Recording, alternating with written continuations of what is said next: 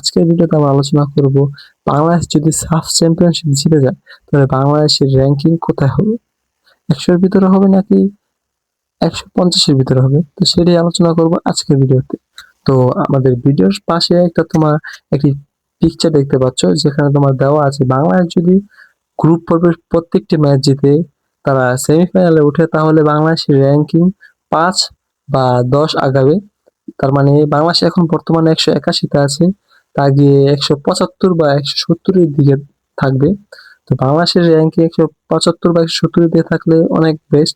বাংলাদেশে যদি তোমার লাস্ট 8 বছরই দেখো, তাহলে কোনো সময় কিন্তু বাংলাদেশ 180-এর উপরে যেতে পারেনি। তো আমার মতে বাংলাদেশ যদি গ্রুপ পর্বের প্রতিটা ম্যাচ জিতে তারা সেমিফাইনালে উঠতে পারে তাহলে তাদের র্যাঙ্কিং 5 তো আগাবে। যদি বাংলাদেশ প্রতি ম্যাচে ভালো পারফরমেন্স করে ম্যাচগুলো জিততে পারে তাহলে বাংলাদেশের র্যাঙ্কিং কিন্তু আরো আগাতে পারে।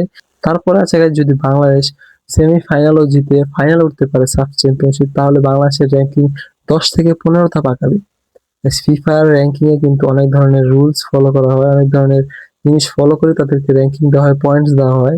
তো এখানে একটি টুর্নামেন্টে যদি কোনো দল ফাইনাল উঠতে পারে সবগুলো ম্যাচ জিতে, তাহলে তাদের কিন্তু পয়েন্ট অনেকগুলো বেশি। যদি তোমরা 179 থেকে 160-এর ভিতরে যদি তোমরা পয়েন্টস বিবেচনা করো তাহলে কিন্তু গাইস তফাৎটা বেশি না। তো এখানে যদি বাংলাদেশ ফাইনাল উঠতে পারে তাহলে বাংলাদেশ কিন্তু প্লাস পয়েন্ট, তারা 170 থেকে 160-এর ভিতরে এসে যেতে পারে। আর গাইস যদি বাংলাদেশ এবারের সাফ চ্যাম্পিয়নশিপে উইনার হয়, মানে ফাইনাল জিতে, তাহলে তাদের র্যাঙ্কিং কিন্তু গাইস 160 থেকে 150-এর ভিতর আসতে পারে। থমাস ডুলে কিন্তু টার্গেট নিয়ে এসেছে যে সে বাংলাদেশকে 150 থেকে 60-এর ভিতর সে র্যাঙ্কিং এ রাখবে। এটা তার জন্য সুবর্ণ সুযোগ। সে যদি সাব চ্যাম্পিয়নশিপে জিততে পারে তাহলে সে কিন্তু তার এই অবজেক্টিভটা পূরণ করতে পারবে আমার মতে। এখানে এখানে র্যাঙ্কিংটা হচ্ছে এমন বিষয় গাইস, তো এটা হচ্ছে আপনাদের চ্যাটজিপিটি থেকে অনুমান করা একটি ক্যালকুলেট করা র্যাঙ্কিং। যদি বাংলাদেশ আরো ভালো পারফরমেন্স করতে পারে তাহলে র্যাঙ্কিংটা আরো আগাতে পারে। তো এটা হচ্ছে সম্পূর্ণ বাংলাদেশ দলের উপর। তো শুভকামনা রইল এবার সাফের জন্য ঘরের মাঠে।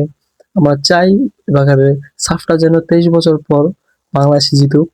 তো আলবিদা গাইস, দেখা হচ্ছে পরবর্তী ভিডিওতে। ধন্যবাদ।